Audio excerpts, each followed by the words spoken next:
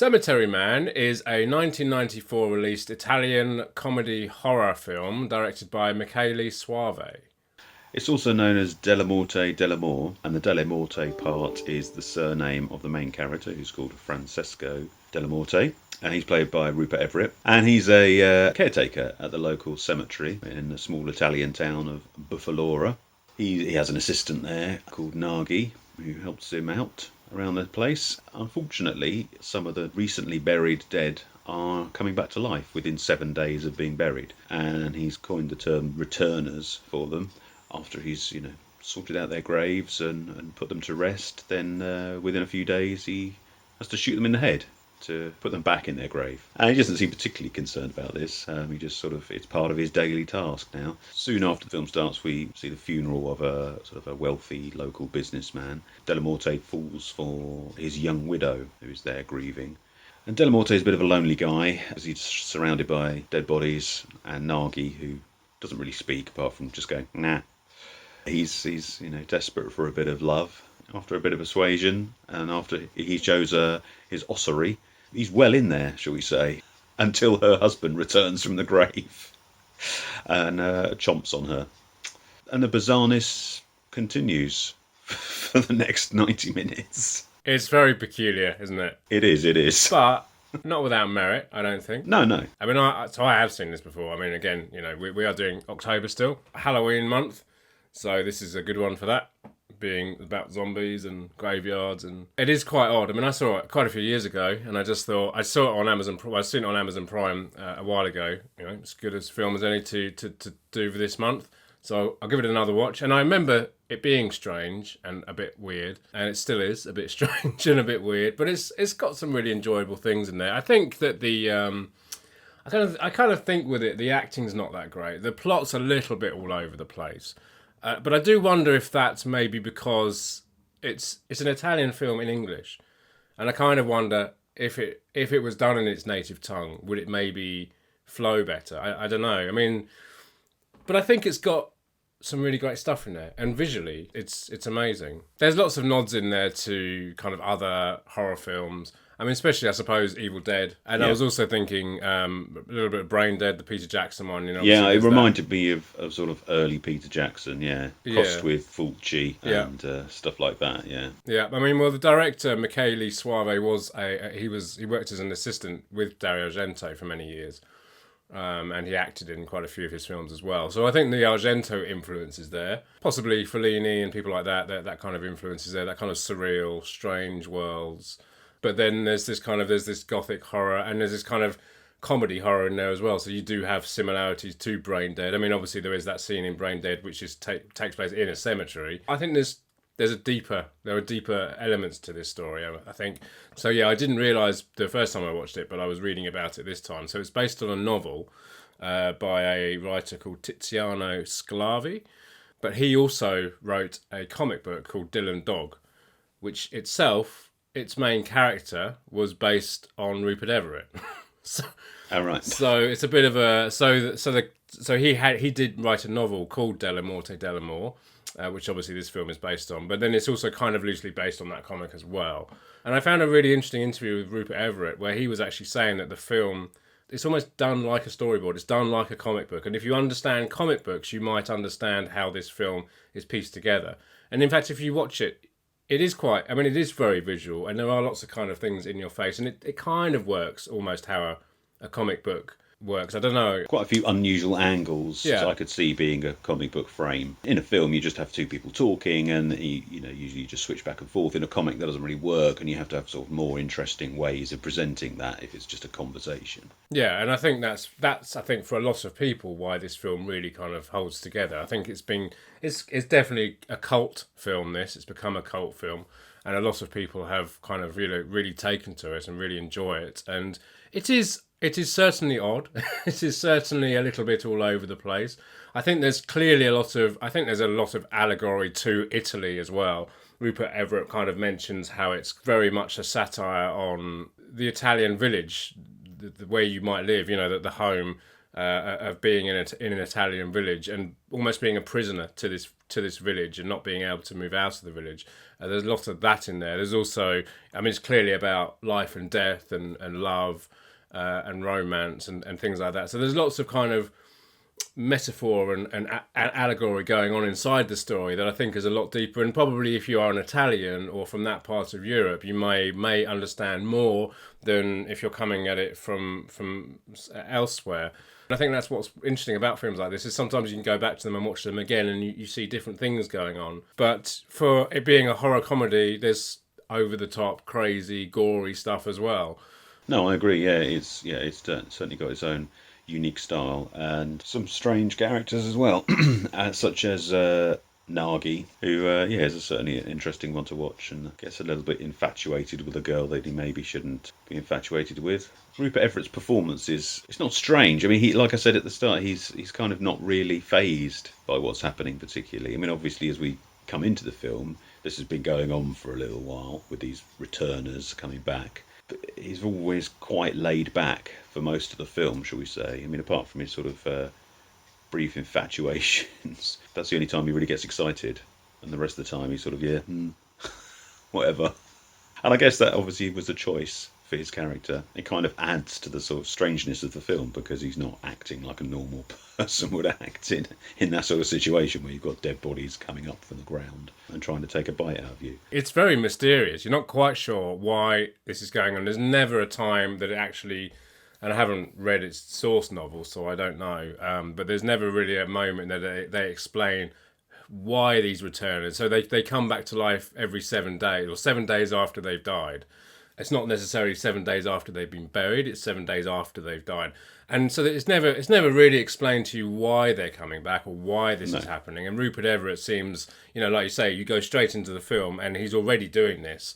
So there's no explanation why he's doing it. There's no real explanation as to why he. I mean, they say that he was a doctor. A lot of people call him an engineer, so it's almost like he was an engineer beforehand, and then has since come into this life.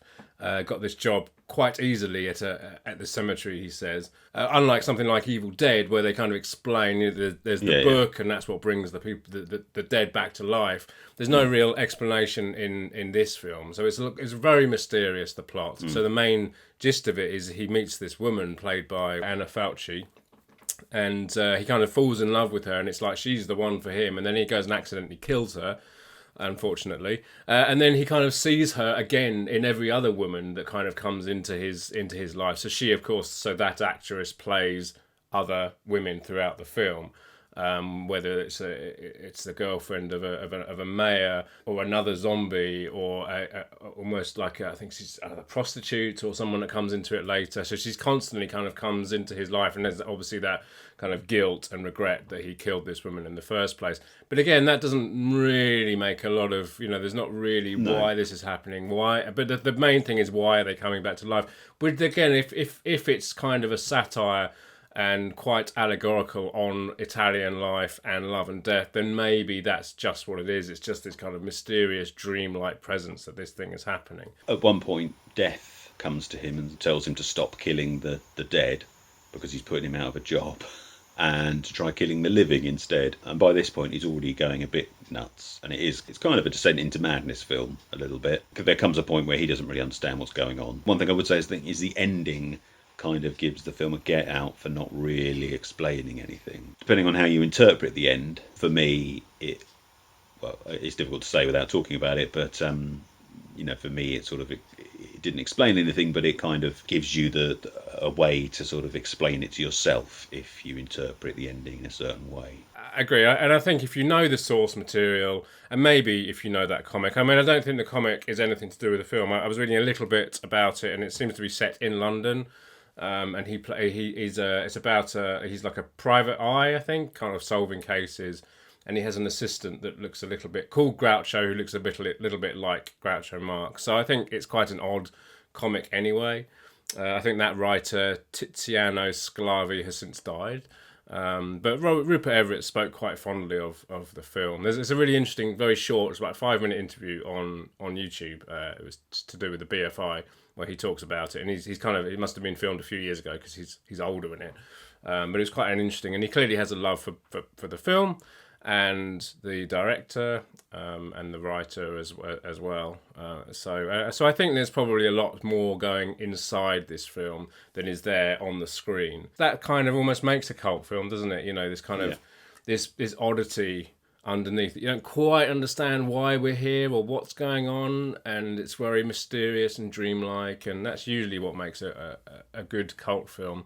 But I just think I just love all the odd visuals, and I mean, there's some great stuff that happened in there. There's one great bit that I love, which is where you have these bikers, these bikers who they all crash and they all die, and then they're all buried, and one of them is actually kind of like the head biker is buried with his motorbike. And that reminded me of there's a great cult British film called Psychomania, which is about bikers, and in that film, one like the head biker is buried with his motorbike. So I think there's lots of things in there which might remind you of other films, other horror films, I mean, it's very gothic horror, and I think, you know, if you like maybe Hammer horror, there's a bit of that in here, that kind of gothic sensibility in there. And yeah, I mean, it's a bit all over the place, and it doesn't always hold together, but I think there's a lot to enjoy in there. We watched it on Amazon Prime, and I think Shameless, it's on Shameless, isn't it? Shameless released a Blu-ray. I mean, there's been quite a few Blu-rays in various European countries, obviously Italy, unsurprisingly. I don't know if you noticed when you watched it on Amazon Prime, but it's got a frame rate problem. Well, I think what it was known as 3:2 pull down, which basically, in the DVD days, it was when you were trying to play an NTSC DVD through a PAL TV that couldn't play NTSC, so it would artificially add a frame in, so the frame rate wasn't correct. So you can't really notice it normally when there's a panning shot. You see this frame judder, and apparently the Shameless Blu-ray has that as well, which is pretty shameful to be honest in these times of So I think on the Blu-ray, I think it's because it's playing in 25 frames a second instead of 24. So again, it's adding an extra frame in. So because there isn't a frame there, it has to repeat a frame or skip a frame. I don't know, whatever it's doing, but it causes this juddering effect like every second. Yeah, I don't know what they did, but I think maybe their DVD had the same problem. I'm not sure, but I think the Italian disc is supposed to be okay, and there's a Japanese one which is supposed to be all right. Actually, a few years ago, it was converted into 3D. And I think in Austria and Germany, again, you can get the 3D version. It was never obviously shown theatrically in 3D. It was never intended to be shown in 3D. So I doubt it's any good, to be honest. These sort of post-conversion 3D jobs done for home video are never usually that great, unless they're done by a massive studio. So yeah, I probably wouldn't bother trying that out. I would steer clear of the Shameless disc because it does have this frame problem, and I don't think none of the discs are particularly amazing. It could do with a restoration of some sort. For now, yeah, pick up one of the European ones or the Japanese one or something. I think they've all got English soundtracks on them. Yeah, I mean, I think it could do with a restoration. I think it seems to have a following. There is a following out there of it. I've certainly read enough very good. I mean, on IMDb, I think it's got a 7.5 or 7. Yeah, there's a lot of fans of it out there. Yeah, huge amount of fans definitely. out of there, and they really enjoy it. And hopefully they will, if they see this, they'll hopefully go along with what we say about it as well. You never know. I certainly enjoyed it for what it is, and I think there is certainly, like I said, I think there's possibly definitely deeper meanings in there that are going on that maybe you might get, you might not get, maybe you would get more if you were Italian, or I don't know. But I think having it cleaned up and maybe given the correct frame rate would be really nice. And like I said, there's a few interviews out there with some of the stars. There's an interview I found with Anna Fauci, and that was really interesting as well, talking about it, how she'd been a model, and then she was kind of, I think she did an ad. She decided she wasn't happy being a model because she couldn't keep still, which is kind of essential for being a model, and she wanted to act, and so she went to Rome, and she managed to get into an advert that was being made by Fellini, which is quite an amazing start to your acting career, and then she did this film as well, and and has gone on. You know, she's done other things over the years. So there's clearly stuff out there of the cast and people talking about the film. And so yeah, I'm sure there were a few things you could do on a decent release of it. So it would maybe be nice to see that at some time in the future. If you've got Amazon, then check it out on there, just to see, because it is maybe a bit of an acquired taste. Give it a go. I mean, if you're a fan of sort of pitch black humour and a bit of splatter, then yeah, give it a whirl. And that was Cemetery Man. And as always, if you enjoyed the video, let us know in the comments below. Hit the subscribe button over there, and don't forget to push the bell for notifications. Check out some of our other videos over here. Come and find us on Twitter, Facebook and Instagram, and join us next week for another film.